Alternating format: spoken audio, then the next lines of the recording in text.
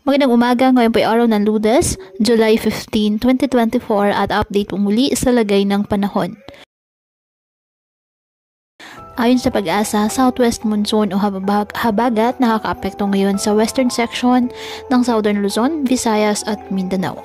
Samantala, may minomonitor pong low pressure area sa labas ng Philippine Area of Responsibility sa may kanlurang bahagi ng Palawan.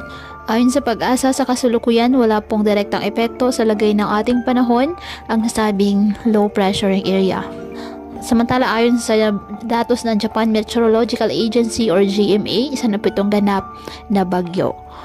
Samantala, bukod dito, may cloud cluster din po na minomonitor sa may silangan ng Mindanao. At ayon sa Pag-asa, hindi inaasdas ang posibilidad na ito ay maging isang low pressure area, kaya patuloy lamang tayo na mag-antabay ng iba pa nating weather updates at sa updates po ng Pag-asa. Ngayong araw, ang Mindanao, Western Visayas, Central Visayas, Palawan at Occidental Mindoro asahan ng maulap na kalangitan na may kalat-kalat na pag-ulan at thunderstorms dahil po sa habagat.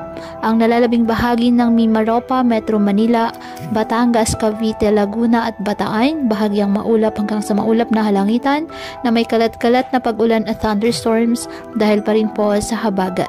Apektado naman ng mga localized thunderstorms ang nalalabing bahagi ng ating bansa, kaya saan pa rin po dyan ang mga pulo-pulo at mga panandaliang buhos ng ulan.